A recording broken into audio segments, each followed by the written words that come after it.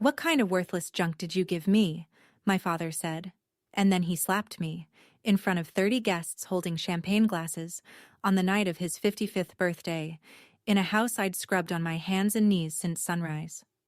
I ran out the front door with nothing but a backpack and a bruise on my cheek. I didn't know it then, but that slap was the last thing Gerald Talbot would ever do to me. Because by midnight, I'd be sitting in a black SUV across from a stranger who'd say 5 words that would unravel 18 years of lies. Before I go on, please take a moment to like and subscribe, but only if you genuinely connect with this story. Drop a comment telling me where you're watching from and what time it is there.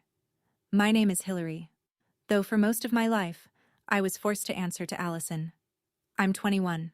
Now, let me take you back to that Saturday morning, the day Gerald Talbot turned 55, and the last day I spent under his roof. I set my alarm for 5 a.m. that morning, same as every Saturday. Except this Saturday came with a 2-page handwritten list Donna had left on the kitchen counter the night before. Sweep the patio. Arrange the folding chairs, 32 of them, one for each guest on Gerald's list. Press the tablecloth. Slice the lemons. Wash the Pottery Barn serving platters by hand because the dishwasher leaves spots. Their house sat on a quiet cul-de-sac in Henrico County, Virginia, a 4-bedroom colonial with a manicured lawn Gerald hired someone to mow, but told the neighbors I did. Inside, the dining table was solid oak, seats 12, polished weekly by me. On the counter, 2 cases of Napa Valley Cabernet and a 3-tier cake from a bakery that charged more for fondant than I earned in a week. My room was downstairs, not the finished basement, the storage closet next to the water heater. No window. A twin mattress Gerald had pulled from a curbside pile when I was 9. A wool blanket that smelled like damp cardboard no matter how many times I washed it. Megan's room was upstairs. Queen bed, flat screen, a vanity mirror ringed with those Hollywood bulbs. She was 23 and still lived at home.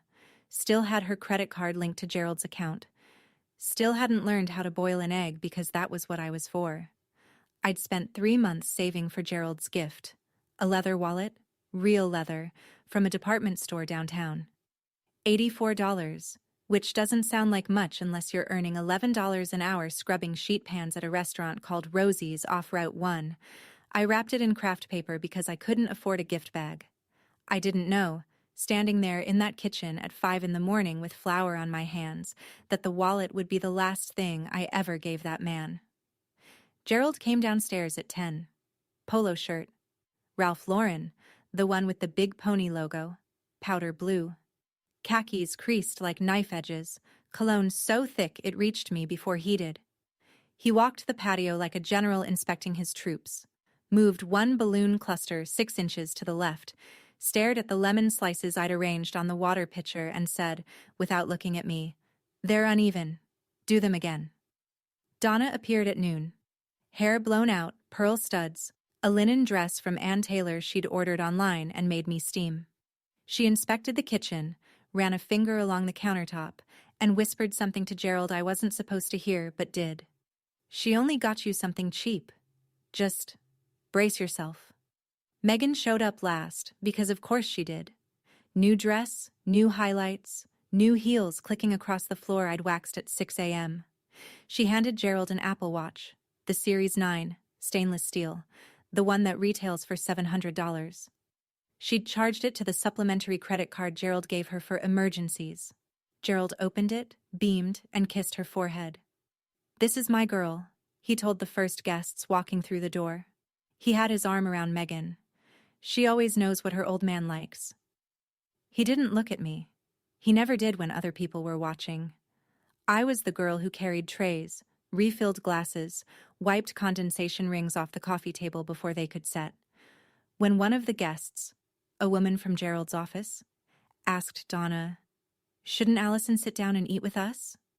Donna smiled the way she always smiled, warm as a closed door, and said, "Oh, she likes to help. It's her way of showing gratitude. You know how it is with adopted ones." I kept carrying trays. It happened during the gift opening. Gerald sat at the head of the table like it was a throne. 30 guests arranged around him. Neighbors, church friends, a few co-workers from the insurance agency he managed. Champagne flutes catching the patio string lights. Megan perched on the armrest of his chair, filming on her iPhone. Donna stood behind him, one hand on his shoulder, radiating the image of a woman who had everything figured out. I came forward with the craft paper package. I'd written on the front in my neatest handwriting, "Happy birthday." Allison. Gerald took it, weighed it in his hand. I remember thinking he might actually smile. He smiled sometimes, when no one could accuse him of going soft. But then he tore the paper, pulled out the wallet, flipped it open, flipped it closed, and held it up like evidence at trial. "What kind of worthless junk did you give me?" His voice cut through the chatter. Conversation stopped. Forks paused midair. Someone set down a glass too carefully. I started to explain. "I saved up for 3 months." 3 months? And this is all you got?" He stood. The chair scraped the flagstone. "Even the dog gets better treats." And then he hit me. Open palm, right across the left side of my face. The sound was sharp and flat, the kind that doesn't echo because it doesn't need to. My head snapped sideways. A champagne flute fell off the table and shattered on the patio floor, and for a second that was the only sound in the world. No one moved. Donna looked down at her plate. A man from Gerald's office studied his napkin. Megan bit her lip and kept filming. One person stood. Ruth Kessler, the next-door neighbor, 70 years old and 5 feet tall. "Gerald, that was uncalled for. Stay out of my family business." Ruth sat back down, but she didn't look away from me, and I have never forgotten that. I stood there with the taste of copper on my tongue and a wallet on the ground between us, and I thought, that slap will be the best evidence the lawyers need. I didn't understand that thought yet. I wouldn't understand it for hours, but something inside me had already started counting. I didn't go back to the party. I went to the storage closet, pulled the Jansport backpack off the nail on the wall. Faded navy, fraying at the zipper, the only thing that had followed me from high school, and packed what I could. 2 shirts, 1 pair of jeans without holes, a toothbrush, a phone charger. The envelope I'd found in the bottom of a box Gerald threw out last spring, the one with a state logo I didn't understand yet, and from inside a shoebox under my mattress, $340 in cash, mostly 1s and 5s, tip money from Rosie's that I'd hidden because Gerald checked my bank account, $340, a backpack, a bruise already blooming purple on my cheekbone. That was everything I owned in this world. I walked through the living room on my way out. The party had resumed. Gerald was laughing at something someone said, champagne in hand, the wallet nowhere in sight. Megan was showing guests something on her phone, probably the video. Donna stood at the window and watched me cross the front yard. She reached for the curtain and pulled it shut. Nobody called my name. Outside, the October air hit my face and the sting on my cheek flared like a second slap. Henrico County at 9 p.m. is dark. Not city dark, where there's always a bodega lit up on the next corner, but suburb dark, where the streetlights are spaced far apart and the silence between houses feels deliberate. I walked along Patterson Avenue. No destination, just a way. Behind me, the music from the party got softer and softer until it was just bass notes and then nothing at all. I'd made it maybe 2 miles when headlights slowed behind me. A black Cadillac Escalade, clean tinted windows, Virginia plates. It rolled to a stop 10 feet ahead. The rear door opened. And I should have run. Every instinct said run. But I was already so tired of running from things, I thought. Maybe just this once, I'd see what was running toward me. A man stepped out first. Mid-50s, tall, lean, wearing a charcoal peacoat I'd later learn was Brooks Brothers. Not flashy, just the kind of coat that fits like someone measured you for it. His hair was dark brown threaded with silver, and his eyes, hazel green, wide set, catching the streetlight, were the exact same eyes I saw in my bathroom mirror every morning. Behind him, a woman. Shorter, red-haired, sharp-featured, carrying a leather portfolio like she'd just left a courtroom. She kept her distance, professional, watchful. The man's hands were trembling, I could see that even in the dark. "I'm sorry to frighten you," he said. His voice cracked on the second word. "My name is Richard Whitford, and I believe I am your biological father." I took a step back. My shoulders hit a mailbox post. "That's not possible. My biological parents didn't want me, that's what I was told." "You were told wrong." He reached into the inside pocket of his coat and pulled out a photograph. Small, creased at the corners, clearly handled 1,000 times. A woman holding a toddler. The woman had auburn hair and cheekbones like mine, and a smile that leaned slightly to the left. The toddler had hazel green eyes. "Her name was Catherine," he said. "She was your mother. She died in a car accident when you were 2, and I have spent every single day since then trying to find you." I looked at the photograph, then at him, then at the photograph again, because the woman in it had the same mouth I did, the same tilt of the head, and looking at her felt like finding a word you've been searching for your whole life. The red-haired woman spoke. "My name is Margaret Hale. I'm Mr. Whitford's attorney, specializing in family law. We're not here to take you anywhere you don't want to go. We've been monitoring your situation through legal channels for several months. Tonight, when our investigators saw you leave the house, we made the decision to approach." "You were watching the house?" Margaret nodded. "The birthday party. Many guests. It was the safest opportunity to confirm your identity visually." She paused. "We also saw you run." I touched my cheek without thinking. The bruise pulsed under my fingertips. Richard Whitford looked at the mark on my face, and something behind his eyes broke very quietly. We sat in the back of the Escalade. Richard on one side, me on the other, Margaret in the front passenger seat with her portfolio open. The engine was running, the heat on low. It was the warmest I'd been all night. Richard told me the story like a man who'd rehearsed it for 18 years and still wasn't ready. Catherine died on I-64 eastbound on a Tuesday morning in March. A delivery truck crossed the median. She was killed instantly. Richard was in the passenger seat. Shattered pelvis, collapsed lung, 4 months in the hospital. Hillary, me, was at home with a neighbor. "While I was in the ICU," he said, "Child Protective Services placed you in emergency foster care. Standard procedure when there's no available parent." I understood that. What I didn't understand was why, when I got out of the hospital and filed to bring you home, they told me I couldn't. A social worker named Leonard Grubb handled the case.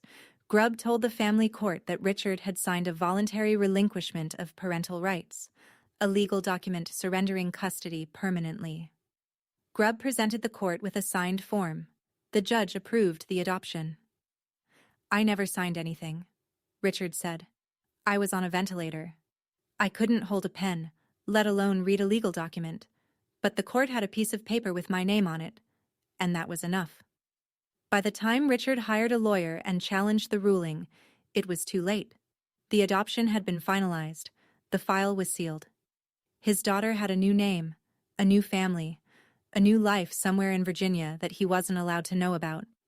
"So I hired investigators," he said. "Year after year.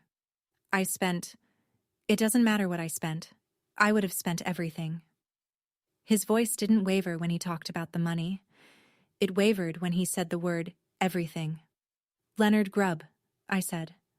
"How much did they pay him?" Richard looked at Margaret. Margaret closed her portfolio and said, "That's what we intend to prove in court." The SUV was still parked on Patterson Avenue, hazard lights blinking amber against the dark. I sat with my backpack on my lap, clutching the straps like a kid on the first day of school, and I told them about the envelope. Last spring, Gerald had decided Megan needed a yoga studio in the house. That meant clearing the storage closet, my room, and moving my things to an even smaller corner by the furnace. He threw most of my belongings into a garbage bag and tossed it by the curb. I went through the bag before the trash truck came, because that's what you learn to do when nothing you own is safe. You check, and you save what you can. At the bottom of a water-damaged cardboard box, underneath old report cards and a Ziploc bag of baby clothes, I found a manila envelope. Official-looking. The return address had a seal and the words, "Virginia Department of Social Services." Inside was a single document, partially redacted, with the heading, Title 4, E-Adoption Assistance, Monthly Disbursement Summary. And across the top, typed in plain government font, Allison G. Talbot.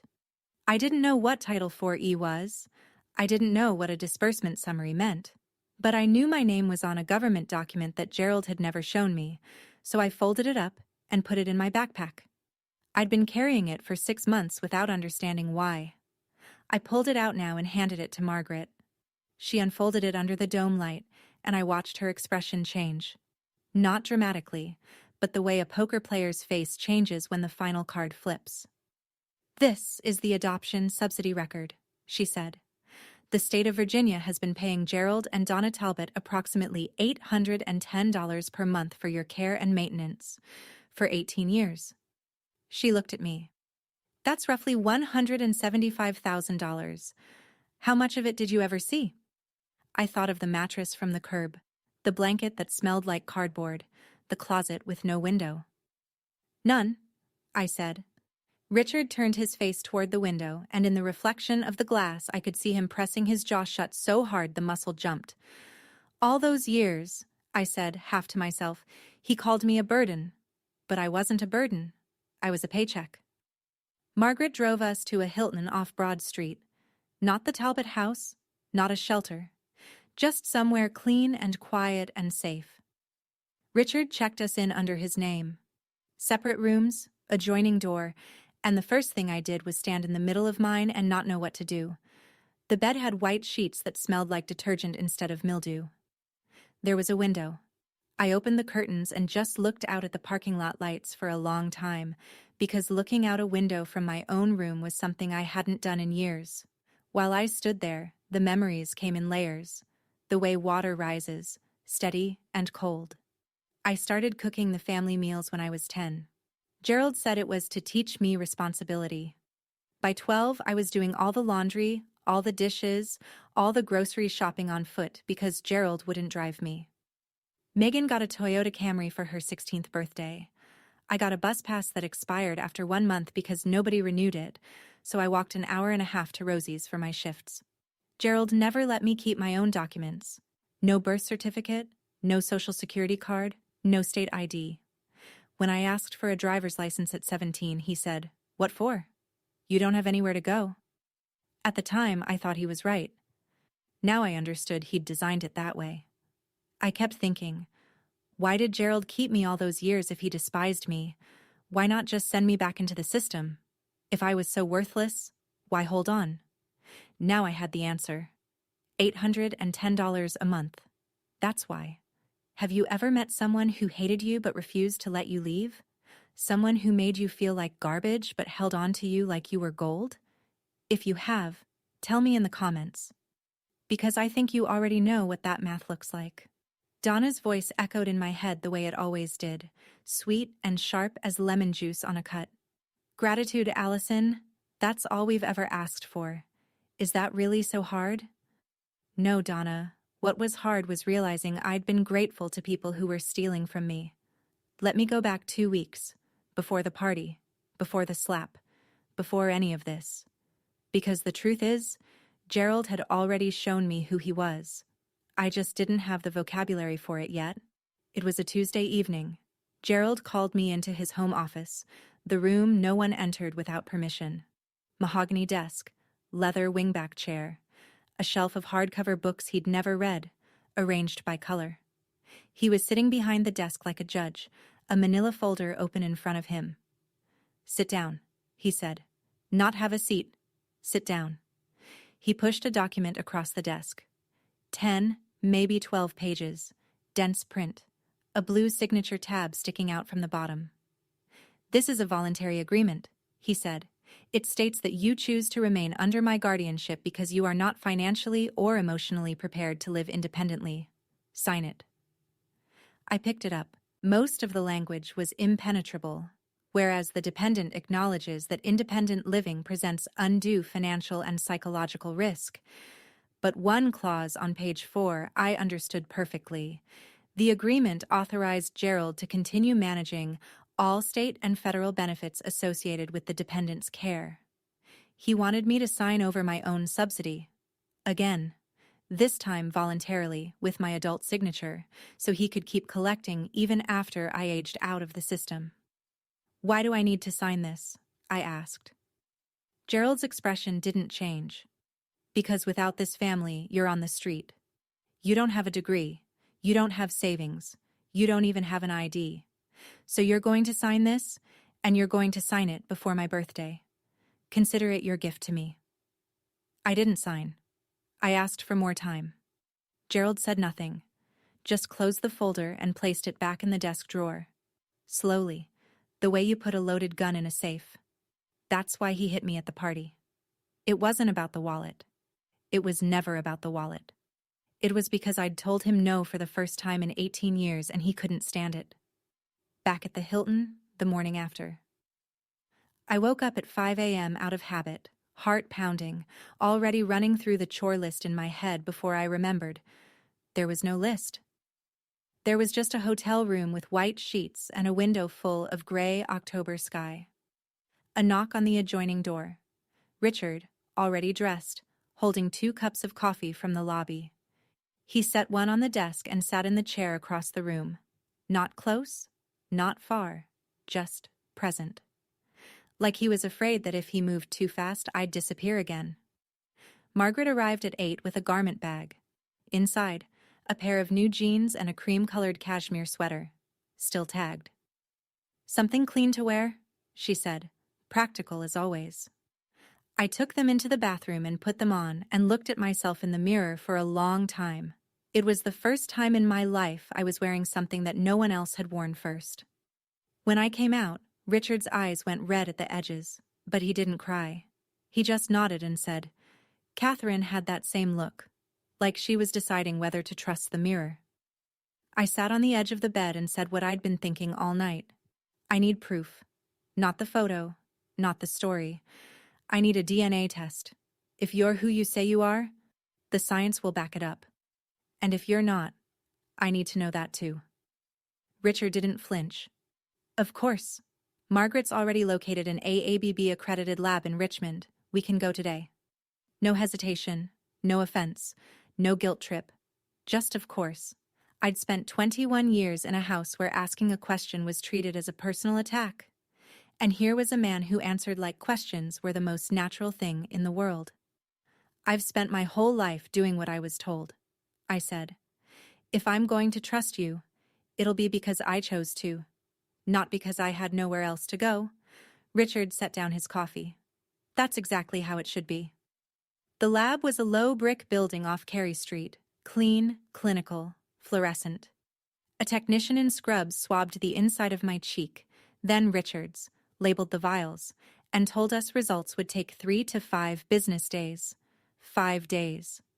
I'd waited 21 years to know who I was. 5 more felt like holding my breath underwater. While we waited, Richard brought things to the hotel. Not gifts, not the way Gerald gave gifts, as transactions with strings attached, but pieces. An album of photographs. Catherine pregnant, laughing on a porch swing, one hand on her belly. Catherine holding a newborn with a pink hat. Richard and Catherine and the baby in front of a brick bungalow in Richmond's fan district with a red door. The baby had hazel green eyes, even then. "That's the house you came home to," Richard said. "I still own it. I couldn't bring myself to sell it." I studied each photograph like it was a document I needed to memorize for a test. My mother's face, her hands, the way she stood, slightly tilted, weight on her left foot, the same way I stand when I'm not thinking about it. "She's beautiful," I said. "You look exactly like her," he said, "especially the eyes." On the 5th day, Margaret called. I was sitting on the hotel bed with the album open to a photo of Catherine blowing out birthday candles when my phone rang. 99.998% probability of paternity, Margaret said. "It's confirmed. Richard Whitford is your biological father." I didn't say anything for a while. I just held the phone and looked at the photograph and felt something crack open in my chest. Not break, not shatter, but open, the way a door opens when someone finally turns the handle from the other side. 99.998%. A number. But for me, it was the first proof in 21 years that I wasn't an accident nobody wanted. Margaret's voice came back on the line, steady and precise. Now, we have enough. The next step is family court. Here's what I learned later. From the court filings, from Ruth Kessler's testimony, from the texts Donna would eventually hand over to Margaret. The morning after the party, Gerald called the Henrico County Police and reported me missing. Not because he was worried, because he was calculating. The officer who responded ran my information and told Gerald what he didn't want to hear. I was 21, a legal adult. If I'd left voluntarily, there was no missing persons case to open. She didn't leave voluntarily, Gerald told the officer. She's mentally unfit. She can barely function without supervision. The officer asked if Gerald had any documentation of that. A diagnosis, a guardianship order, anything legal. Gerald didn't, because I wasn't mentally unfit. I was just controlled. That night, according to Donna's texts, the ones she'd later surrender as evidence, Gerald paced the living room for 3 hours. Donna sat on the couch and typed what he dictated. Gerald. If that girl talks to anyone, CPS, a lawyer, anyone, we're done. Find the adoption file. All of it. The originals. Donna. You said she doesn't know anything. Gerald.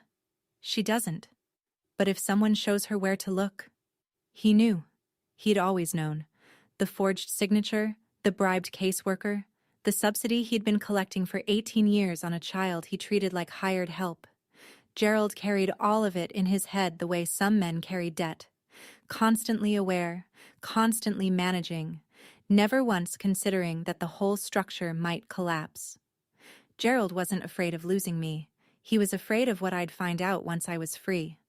He didn't know that the man he should have been afraid of, the man who'd spent 18 years and a private investigator's retainer trying to find his daughter, was sitting in a Hilton 20 minutes away, assembling a file 3 inches thick. Margaret spread the documents across the hotel desk like a surgeon laying out instruments. This was the second time I saw the evidence. But this time, it had teeth. Look at this, she said, sliding a photocopied form toward me.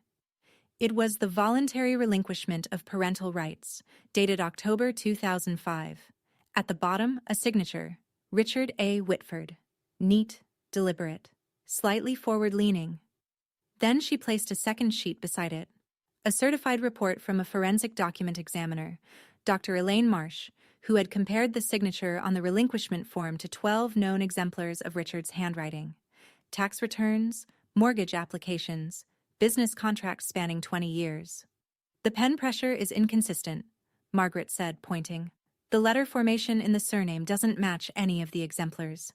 Dr. Marsh's conclusion, and I'm quoting, is that the signature was produced by a hand other than that of Richard A. Whitford, with a high degree of certainty. She let that settle. Then she pulled a third document from the file, a bank record. A personal checking account belonging to Leonard Grubb, the social worker who had handled my case. On October 14th, 2005, 6 days before the adoption was finalized, a deposit of $5,000 appeared. The source, a wire transfer from Gerald R. Talbot's personal account. Not through the church, Margaret said. Not through a charity. Direct, account to account, 1 week before the adoption was approved. I stared at the numbers. $5,000. That's what my entire identity had cost. My name, my father, my childhood, traded for the price of a used car. Richard sat across the room, arms folded, jaw tight. He'd seen these documents before, but watching me see them, that was something different. I could tell by the way he breathed, shallow and careful, like a man trying not to break something by holding it too hard. So the adoption can be undone? I asked. Margaret closed the file. Under Virginia law, an adoption procured through fraud, including forged consent, can be declared void. Yes, it can be undone. 2 days before the court date, a letter arrived at the Hilton's front desk, addressed to me, Allison Talbot, not Hillary Whitford, because Gerald still refused to believe I had any other name. Inside, A single page on Gerald's insurance agency letterhead, handwritten, and a photograph. Me, at 3 years old, sitting on Gerald's lap in the living room of the house on the cul-de-sac, wearing a pink dress I don't remember owning. He was smiling. I was smiling. It looked like a family. The letter read, Allison, I don't know who this man is or what he's told you, but he is not your father. He is a stranger exploiting a confused young woman. We are your family. We have been your family for 18 years. Come home. We can work this out. I forgive you for leaving. Dad, I read it 3 times. The word forgive hit me differently each time. First like a door opening, then like a lock clicking shut, then like a hand gripping my wrist. He forgave me. For leaving. After he hit me. I sat on the edge of the hotel bed and felt the room tilt. 18 years of conditioning doesn't shut off because a DNA test says 99.998%. Somewhere inside me, a voice I'd carried since childhood whispered, what if Gerald's right? What if this is all a trick? What if Richard just wants something from you too? I looked at Richard, who was reading in the chair by the window, and said, how do I know you're not the same as him? How do I know you won't just use me for something else? He put the book down. He didn't look hurt. He looked like a man who understood exactly why I was asking. You don't, he said. Not yet. And I'm not going to try to convince you with words, because words are cheap. The DNA doesn't lie. The documents don't lie. And the court will decide what's true. All I'm asking is that you let the evidence speak. He picked up his book again and went back to reading. And that, the not pushing, the giving me room, was the thing that scared me most, because it was so different from everything I knew. That night I couldn't sleep, so I did what I always did when the world stopped making sense. I looked at the evidence. I took the Title IV-E envelope from my backpack and set it on the desk beside Gerald's letter. 2 documents. One from the state of Virginia, confirming that Gerald received $810 a month to take care of me. One from Gerald claiming he was my family. If Gerald loved me, why did I sleep in a storage closet? If Gerald loved me, why didn't I have a birth certificate, a social security card, a single piece of identification with my name on it? If Gerald loved me, why was the guardianship extension he'd tried to make me sign designed to keep the subsidy flowing, not to keep me safe? The answer was in the math. It had always been in the math. Gerald didn't love me. Gerald invoiced me. I called Margaret at 11 p.m. She picked up on the second ring, which told me she'd been expecting this call. I'm going to court, I said. Not because I trust Richard, not fully, not yet, but because I deserve to know the truth. I've earned that. That's all we need, she said. The next afternoon, Derek Simmons came to the hotel. Mid-40s, square-jawed, serious. A social worker with the Virginia Department of Social Services, assigned to review Richard's petition. He asked me about my living conditions growing up. I told him about the closet, the chores, the missing documents, the isolation. He wrote everything down in a small notebook, and when I finished, he didn't say I'm sorry, or that must have been hard. He said, what you're describing, if it's corroborated by the records, constitutes neglect, and the financial component constitutes exploitation of adoption assistance funds. Then he looked at me and added more quietly, this isn't just about your adoption being fraudulent, Ms. Whitford. This is about a system that was supposed to protect you and didn't. I'm not choosing Richard over Gerald, I told myself as Derek left. I'm choosing the truth over the lie I've been living. I didn't witness this part directly. It came out later, piece by piece, through Donna's testimony and the texts she turned over. But I'll tell it the way it happened, because you need to understand who Gerald thought he was walking into that courtroom to face. The night before the hearing, Gerald sat at the dining room table, the same oak table I'd polished every week for 18 years, and rehearsed his testimony with his lawyer. Not Margaret's caliber of lawyer, a general practitioner from a strip mall office who charged by the half hour and had never handled an adoption fraud case in his life. I have all the paperwork, Gerald said. Signed, sealed, stamped by the court. I've been a member of First Baptist for 22 years. I coach Little League. Everyone in this community knows who I am. Donna, sitting across from him, ventured a question. What about the subsidy envelope? What if they ask about the money? Gerald didn't look up. Nobody audits that. We're fine. Megan wandered through on her way to the kitchen and asked, her voice bored, incurious, the voice of someone whose biggest problem was a slow Wi-Fi connection. If Allison doesn't come back, can I turn her room into a walk-in closet? Gerald didn't answer her either. He was already drafting his opening statement in his head, the one where he'd stand before a judge and explain what a generous, God-fearing man he was for taking in a child nobody else wanted. He didn't know that the judge would be looking at a 3-inch file of forged signatures, bribery records, and a forensic examiner's report. He didn't know that the girl he'd raised to be silent had finally found her voice. He didn't know that the man sitting across the aisle would be the father whose name someone had forged 18 years ago. Gerald walked into that courtroom like a man who had never lost. He was about to learn what losing looked like. The morning of the hearing, Margaret turned the hotel conference room into a war room. She'd reserved a table for 6 and covered it with 5 stacks of documents, each flagged with colored tabs. I sat at one end with a cup of coffee going cold in my hands, and she walked me through the case the way a general walks through a battle plan. Calm, precise, leaving nothing to chance. Stack 1, she said, tapping the first pile. DNA results. AABB accredited lab, chain of custody documented, 99.998% probability. Irrefutable. Stack 2. The forensic handwriting analysis from Dr. Elaine Marsh. The signature on the relinquishment form is not Richard's. Her report is 46 pages, but the conclusion is 1 sentence. Stack 3. Financial records obtained through our petition to the Virginia Department of Social Services. Gerald and Donna Talbot received $810 per month in Title IV e-adoption assistance for approximately 216 months. Total, $174,960. Derek Simmons's assessment confirms the funds were not used for your welfare. Stack 4. Derek's full report. Child neglect findings. No medical records after age 14. No personal identification documents in your possession. Living conditions inconsistent with the purpose of adoption assistance. Stack 5. She paused. A sworn declaration from Ruth Kessler, your former neighbor. She's agreed to testify that she witnessed ongoing patterns of unequal treatment and that she personally observed Gerald strike you at the birthday party. Ruth, 70 years old, 5 feet tall, the only person in that backyard who'd stood up. I hadn't spoken to her since that night, but she'd spoken to Margaret, and she hadn't hesitated. Do I have to say anything in court? I asked.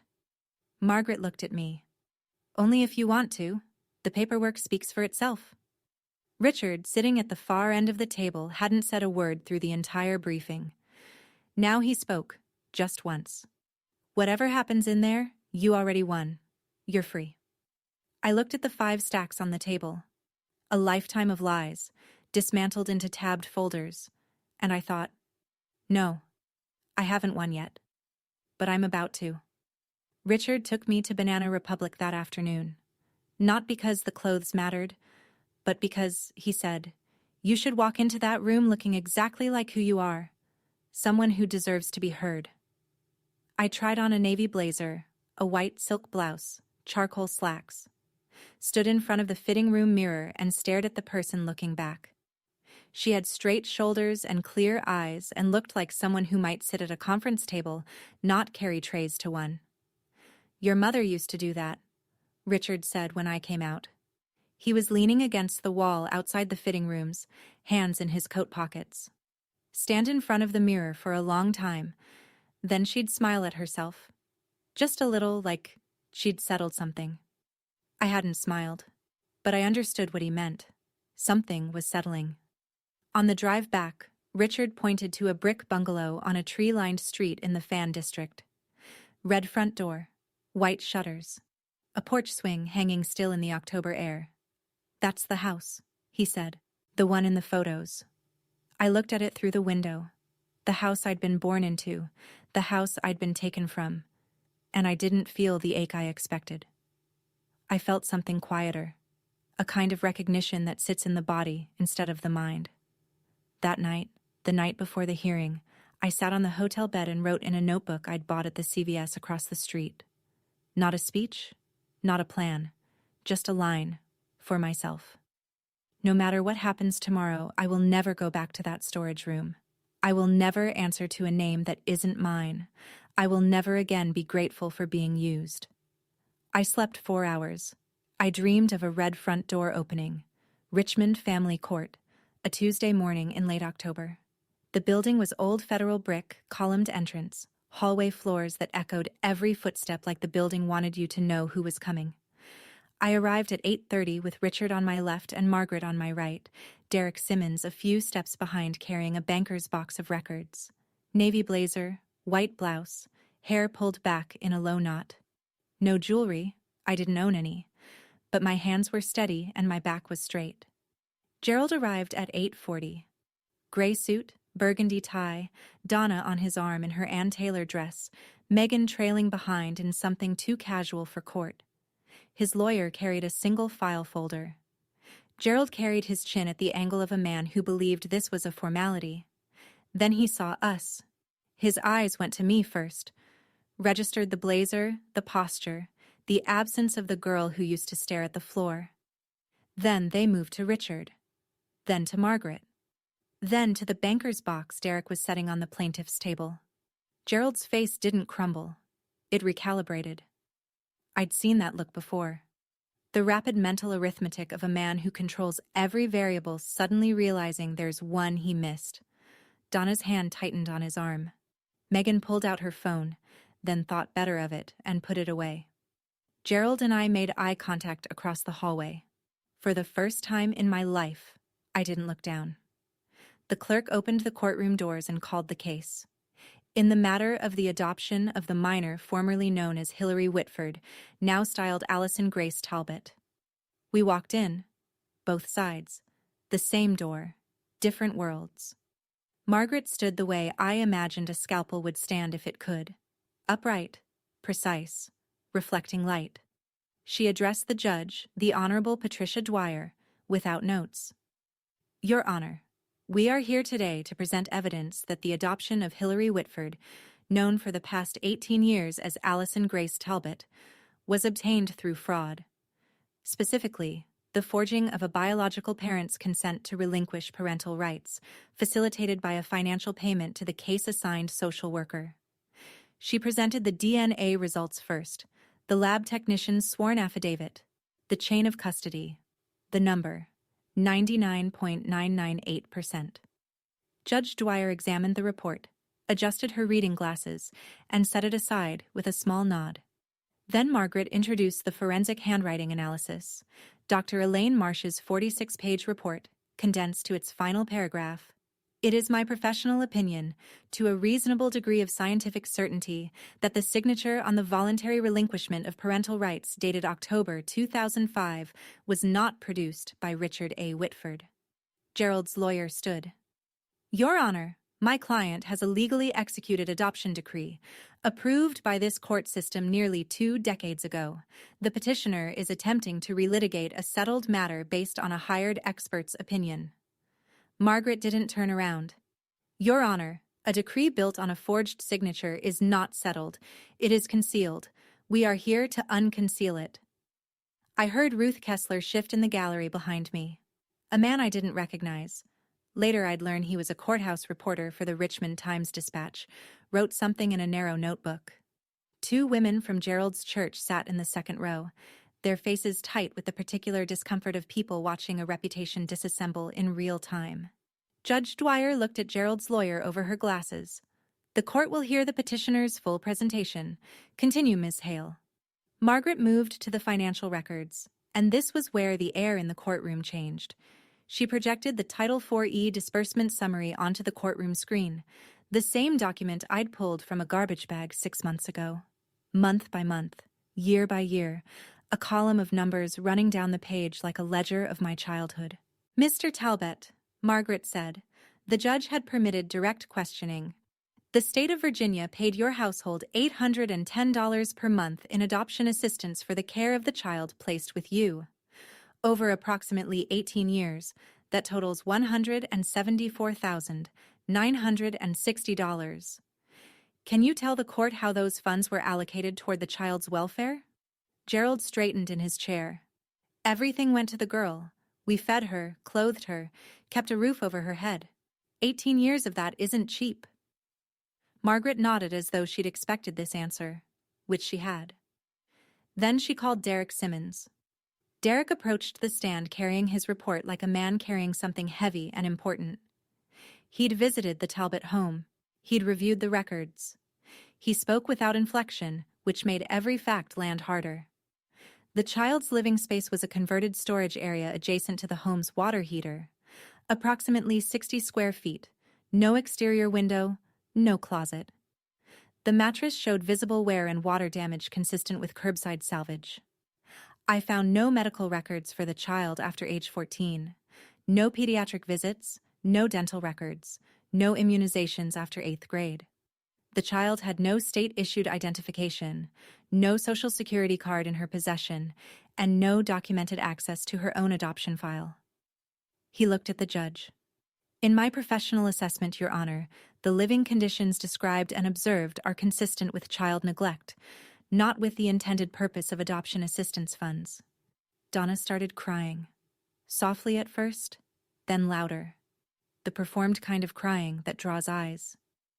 Gerald squeezed her hand and set his jaw, projecting the image of a husband protecting a fragile wife from unfair accusations. But Ruth Kessler was next. She took the stand in a navy cardigan and sensible flats, and she didn't perform anything. I've lived next to that family for 12 years, Ruth said. I watched that girl mow their lawn, wash their cars, hang laundry in the backyard while the other daughter, the biological one, sunbathed on a lounge chair. I never once saw Allison, Hillary, sit at their dinner table when guests were present. And on the night of Mr. Talbot's birthday, I watched him strike her across the face in front of 30 people because she gave him a gift he thought was beneath him. The courtroom was quiet in the way a room is quiet when everyone in it is recalculating what they thought they knew. Margaret waited for Ruth to step down, then turned back to Gerald. Mr. Talbot, do you know a man named Leonard Grubb? Gerald didn't blink. No. Margaret produced a photograph, printed on glossy stock, date stamped in the corner. 2 men standing at a folding table at an outdoor event. One was Gerald, 10 years younger. Polo shirt, paper plate in hand. The other was a thin man with glasses and a Virginia DSS lanyard around his neck. This was taken at the First Baptist Church community picnic in June 2004, Margaret said. 1 year before the adoption was finalized. The man beside you is Leonard Grubb, the social worker assigned to Hillary Whitford's case. Do you still maintain you don't know him? Gerald's jaw worked. I may have met him in passing. Church events are large. I don't remember every face. You remember well enough to send him $5,000. Margaret placed the bank statement on the projector. Gerald's personal checking account. October 14th, 2005. Wire transfer. Recipient. Leonard M. Grubb. Can you explain this payment? That was a donation. For the church's... It was a community contribution. Routed from your personal account directly to Mr. Grubb's personal account? Not the church's account? Gerald turned to his lawyer, who was studying the table surface with the intensity of a man hoping to find an exit there. No objection came. I gave that girl everything. Gerald's voice cracked upward, sharp as a slap. He was standing now, one hand flat on the table. 18 years, a home, food, and this is the thanks I get? Some con man shows up and suddenly I'm the villain? Mr. Talbot. Judge Dwyer's voice was low and final. Sit down, now. He sat, but the room had already heard it, the mask cracking, the entitlement spilling through. In the gallery, the church women stared at their laps. The courthouse reporter's pen moved faster. Margaret turned to the judge with the composure of someone who had just watched her opponent do her job for her. Your Honor, we'd like the court to note Mr. Talbot's characterization of his parental role as something he gave and expects repayment for. That is not parenting. That is a transaction. Margaret looked at me. I'd told her the night before, I want to speak. Not because the case needed it. The documents were enough. But because I'd been silent for 21 years and some things need to be said by the person who lived them. Your Honor, the petitioner's daughter would like to address the court if permitted. Judge Dwyer nodded. You may proceed. I stood. Navy blazer, white blouse, hands at my sides. I looked at the judge, not at Gerald, because this wasn't for him. Your Honor, I'm not here for revenge. The word sat in the air for a moment, and I let it. I'm here because for 21 years I didn't know who I was. I didn't know my own name. I didn't know my mother's face. I didn't know that someone was looking for me, or that the papers that put me in that house were built on a forged signature. I paused, breathed. Mr. Talbot said he gave me everything. Here's what everything looked like. A storage closet with no window. A mattress from someone's curb. No doctor visits after age 14. No identification. No birth certificate. I didn't know my own social security number until 2 weeks ago. I worked in that house from the time I was 8 years old, cooking, cleaning, doing laundry, and I was told every day that I should be grateful for it, that without them, I was nothing. My voice didn't break. I'd decided it wouldn't. He slapped me at his birthday party because I gave him a wallet I'd saved 3 months to buy. But the truth is, he slapped me because I wouldn't sign a paper giving him continued control over my life. That's what I was to him. Not a daughter. A line item. I looked at the judge. I'm not asking this court to punish Gerald Talbot. I'm asking this court to tell the truth. Because I deserve at least that. Every child in the system deserves that. I sat down. The room was silent. Ruth Kessler was crying, quietly. The real kind. The courthouse reporter had stopped writing and was just looking at me. Richard sat perfectly still with his hands folded on the table, but I could see the knuckles white. When I stood in that courtroom, I remember thinking, why did it take me 21 years to say something this simple? Have you ever held something inside for so long that when you finally say it out loud, you're amazed it was only a few sentences? That all that weight could fit into so few words? If you know what that feels like, tell me in the comments, because I think that's the kind of thing you can't explain to someone who hasn't carried it.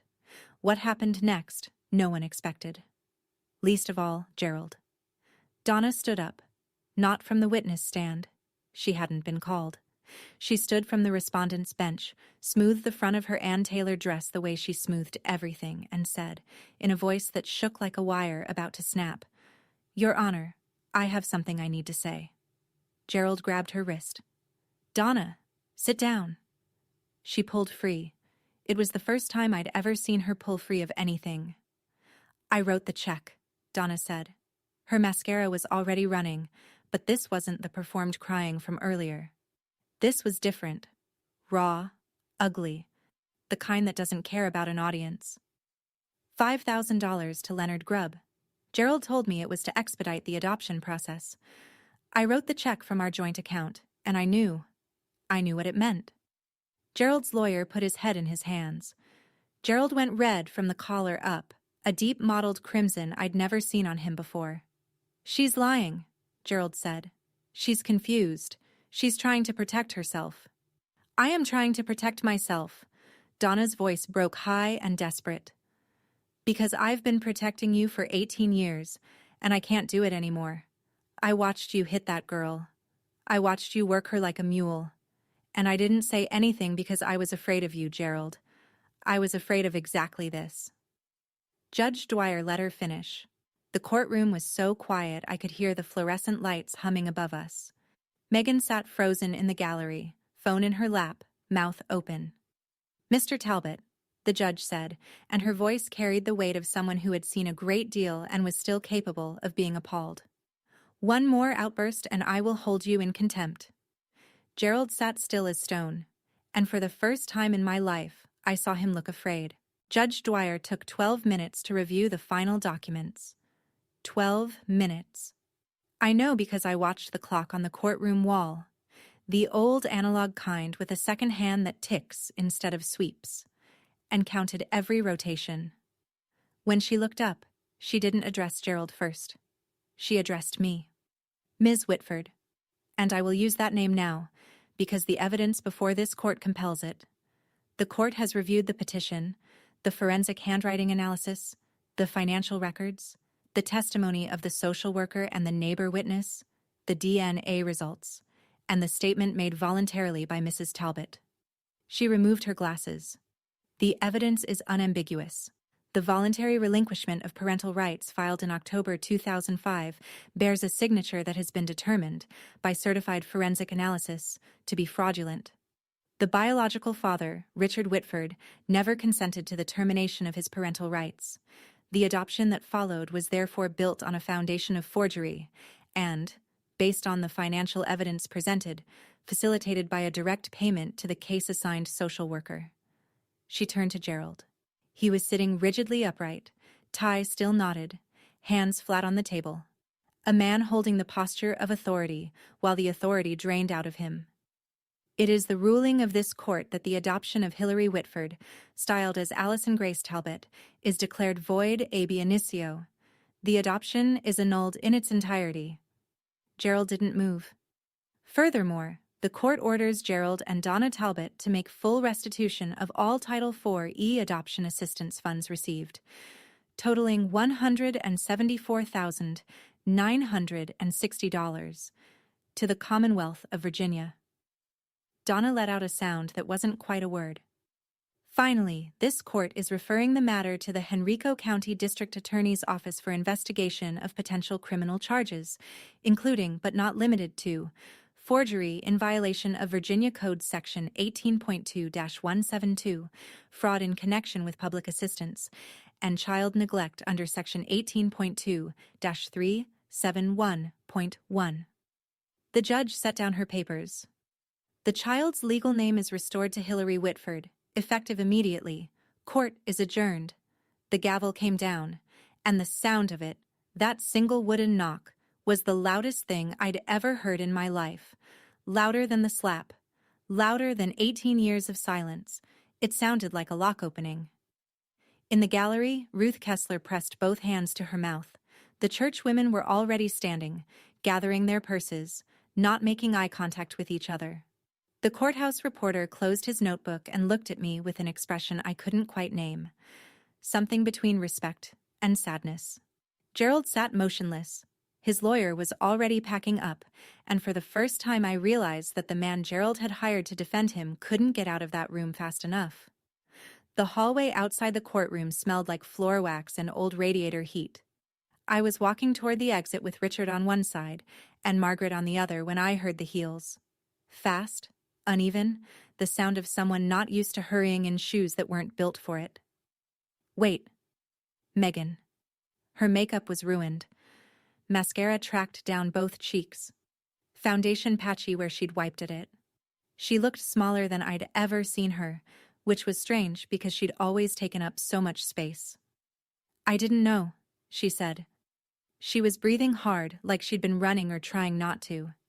About the money, the subsidy. I thought Mom and Dad were paying for my school out of Dad's salary. I didn't know it was... She stopped. She couldn't finish the sentence, and I understood why. The sentence ended with your money, and saying it out loud would make it real in a way she wasn't ready for. I looked at her. The girl who'd gotten the Apple Watch, the Toyota Camry, the queen bed, the highlighted hair, the credit card that never declined, the girl who'd laughed when Gerald hit me and filmed it on her phone, the girl who'd asked if she could turn my closet into storage for her shoes. Part of me wanted to scream. Part of me wanted to walk away without a word. But what I felt, standing there in a courthouse hallway with my legal name restored and my actual father beside me, wasn't rage. It was clarity. I hope you figure out who you are without his money, Megan, I said. I really do. But that's your journey, not mine. She nodded once, and I saw something pass across her face. Not guilt exactly, but the beginning of it. The hairline fracture before the break. Margaret touched my arm lightly. Richard was holding the door open. I walked toward them and didn't look back. Not because I was angry, but because for the first time I had somewhere to walk toward instead of just away from. Gerald was standing at the bottom of the courthouse steps. He looked diminished. Not physically. He was still a big man, still broad in the shoulders, but something structural had given way. His tie was loosened. His suit jacket was unbuttoned.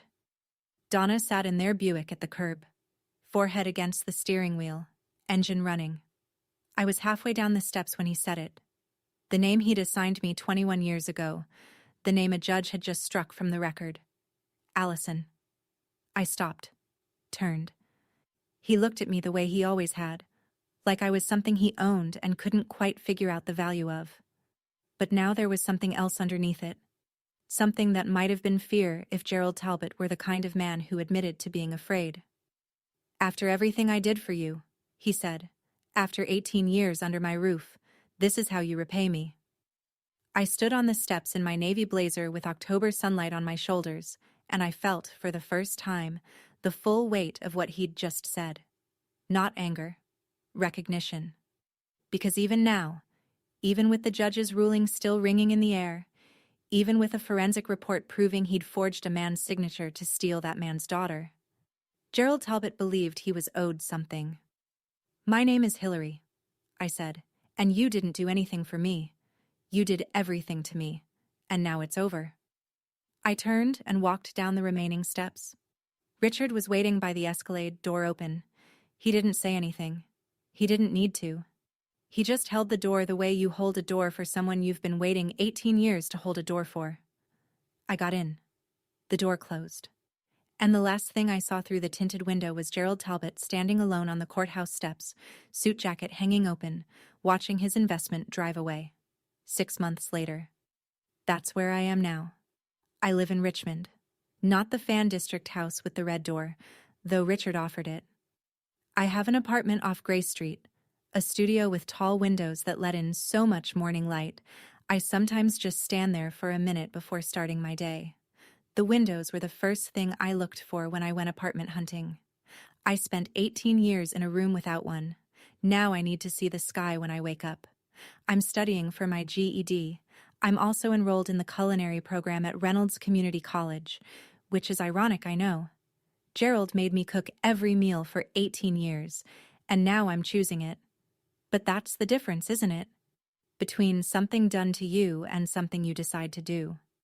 The ingredients are the same. The meaning is completely different. Richard and I have dinner every Sunday at the bungalow. He's not a great cook. His specialty is overcooked salmon and slightly burned garlic bread.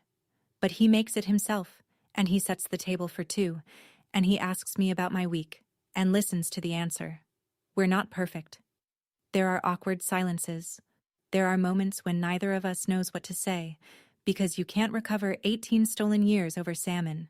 But he's there, every Sunday, without fail. As for the Talbots, Gerald and Donna are awaiting trial. Forgery, fraud, child neglect. The house in Henrico County is under a second mortgage to cover the restitution payment. Gerald was asked to resign from his position at First Baptist's Board of Deacons. He did not go quietly. Donna, who cooperated with the investigation, may receive a reduced charge. Megan moved in with an aunt in Fredericksburg and got a job at a retail store. The first job she's ever had. I go to therapy every Thursday. A woman named Dr. Torres who has a small office with a ficus plant and doesn't tell me how to feel.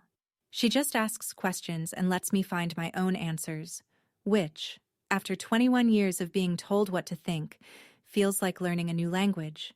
Healing doesn't happen overnight. Some mornings I still wake up at 5 a.m. with my heart racing, already mentally cataloging chores that no longer exist. But then I open the curtains, and there's the sky, and I remember where I am. I want to be clear about something before I go. This story isn't about revenge. I know it might look that way. The courtroom, the ruling, the restitution order, the criminal charges. But revenge would mean I wanted Gerald to suffer the way I suffered, and I don't. I want him to be held accountable. Those are different things. Revenge is a fire you light hoping it burns someone else. Accountability is just turning on the lights so everyone can see what was already there. If you're in a family where you're tolerated instead of loved, where your presence is endured, not valued, where you've been taught that gratitude means silence and obedience means survival, I want you to hear this. You are not the problem. You were never the problem. The people who made you feel like a burden were carrying their own debts, and they put the weight on you because you were small enough to accept it. You deserve to know your own name. Family isn't paperwork. It isn't a court decree or an adoption file or a signature, forged or otherwise. Family is the person who sits with you while you learn to trust again. The person who says of course when you ask for proof instead of faith. The person who holds the door and doesn't ask you to be grateful for it. Last Sunday, Richard and I sat on the porch of the bungalow on the Fan District Street, the one with the red door. He was drinking coffee. I was reading. Neither of us was talking, and it was the most comfortable silence I've ever known. At one point, he looked over and said, "I'm glad you're here." And I said, "Me too." My name is Hillary Whitford, and for the first time in my life, I know exactly who I am. Thank you for staying until the end. If this story made you feel something, anger, relief, recognition, or just the quiet understanding that you've been in a room like that too, write it in the comments. I read everyone. And if you want to hear what happened to a woman whose in-laws threw her out of the house on Christmas Eve, that story's in the description below. Click it. I promise you won't regret it. Until next time, take care of yourselves. And if someone's still telling you that you should be grateful for being mistreated, you have permission to stop listening.